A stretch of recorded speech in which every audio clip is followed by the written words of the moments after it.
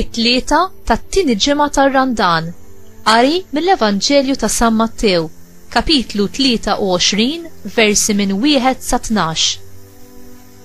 F'dak iż-żmien Ġesu kellem lin-nies u lid-dixxipli tiegħu u qalilhom: fuq il-katedra ta' Mosè għadu il-kittiba u l-Fariżej, mela kull ma jgħidulkom huma għamluh u ħarsuh.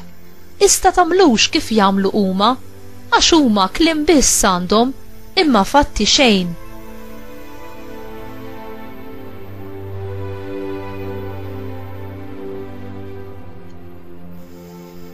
Huma jorbtu qated kbar u tqal u jabbuhom fuq spallejn ħaddieħor, waqt li huma stess anqas b'sebgħu wieħed ma jridu jħarkuhom. Kull ma jagħmluh għal għajnejn in-nies. Għalhekk ikabbru il-filateri u jtawlu il-ġmiemem tagħhom.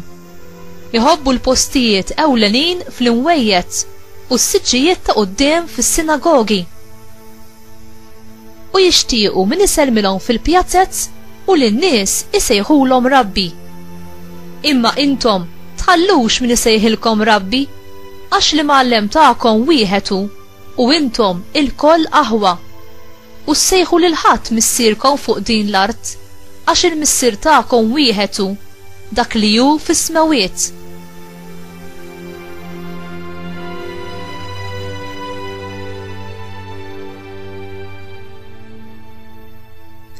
Hekk ukoll tħallux min isejħilkom mexxejja, għax il-mexxej tagħkom wieħed hu, il-Messija.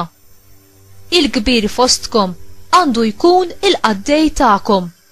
Min jitolla jitbaxxa u min jitbaxxa jitolla. Il-kelma tal-mulej tifħir lilek Kristu.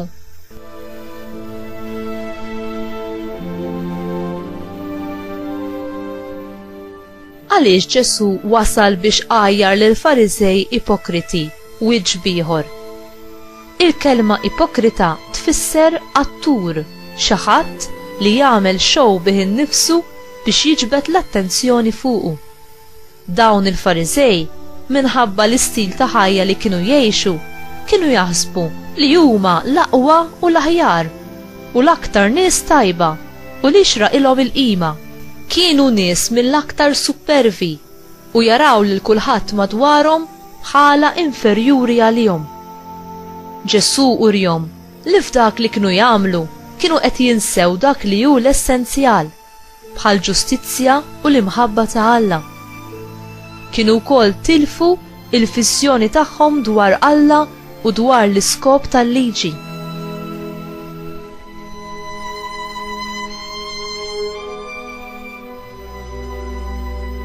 Dawn il-Fariżej kienu jpoġġu fuq l-oħrajn toqol żejjed u ordnijiet, imma jonqsu milli juruhom il-karità mod speċjali ma' dawk li kienu dgħajfa u fqar.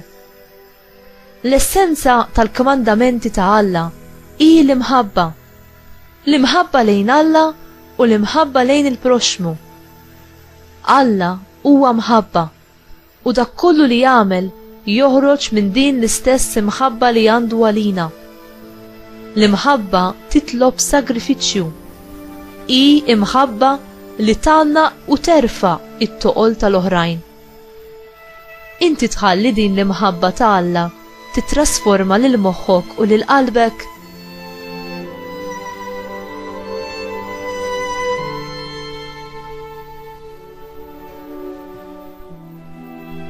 Mulej, imlini bimħabtek u bil-ħeġġa għas-saltna tiegħek. Għamel li jien naġixxi biħnina, b'ġentilezza u b'ġustizzja fir-relazzjonijiet tiegħi mal-oħrajn u f'dak kollu li jiena nagħmel. Marija Ommi, int li inti x-xempju tal-umiltà, għallimni nilqa' t-twissijiet ta' ibnek u nasal nindem mis-supervja tiegħi u nistqar li neħtieġ lil Alla biex jaħfirli u jurini kif għandi nikber fil-qdusija li hu jrid jara fija. Amen.